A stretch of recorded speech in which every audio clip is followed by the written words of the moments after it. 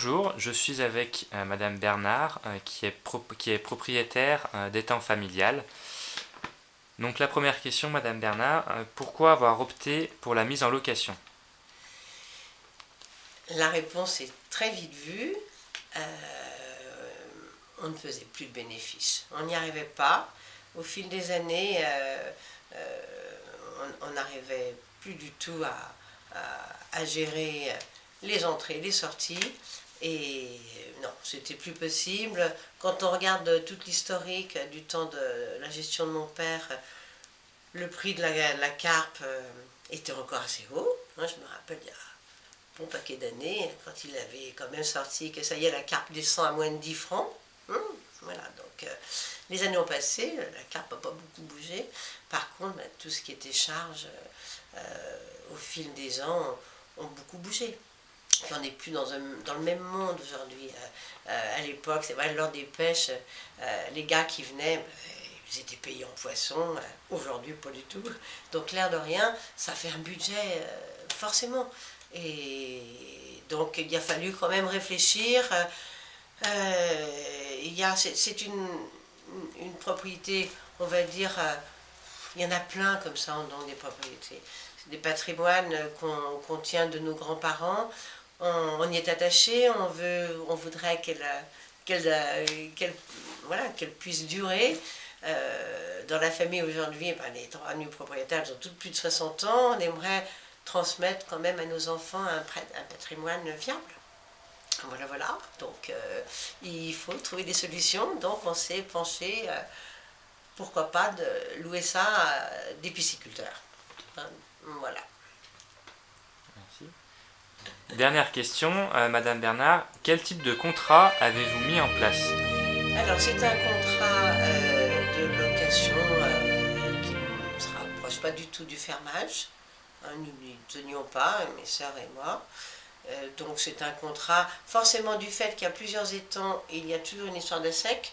Donc nous revenons chaque année sur le nombre d'hectares qui sera mis à disposition de nos deux pisciculteurs. Et puis voilà. Et nous dialoguons, il y a une réunion de début de saison, une réunion de fin de saison. Et c'est important effectivement, on ne va pas tout comme ça confier la gestion sans aller voir ce qui se passe. Non, on va voir ce qui se passe, que ce soit neveu, fils, moi-même qui arpente sans arrêt les étangs. Donc c'est très important. Il y a toujours un petit œil quelque part. Eh bien, merci beaucoup, Madame Bernard. Je vous en prie.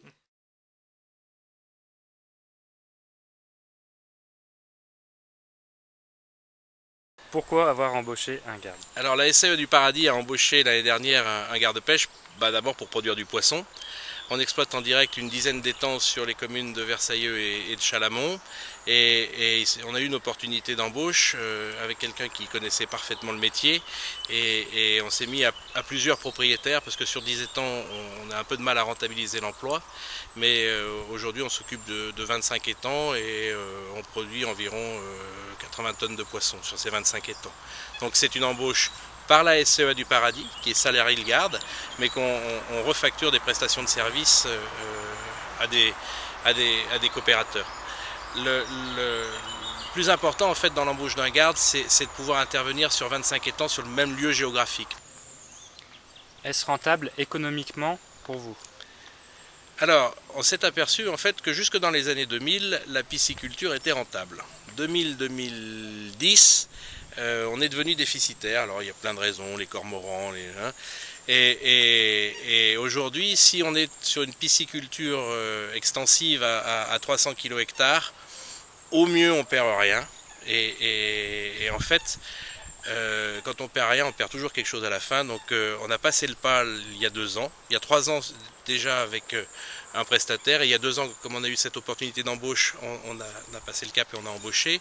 Et ça nous a permis de monter à 400-420 kg/hectare. Et là, on retrouve une rentabilité d'exploitation. Pour nous, en direct en tant qu'exploitant, et pour les propriétaires pour qui on fait la garderie également.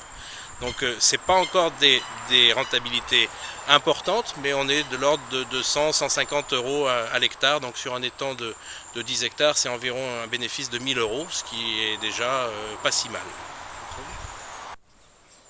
Alors dernière question, Julien, êtes-vous satisfait de ce système de garderie?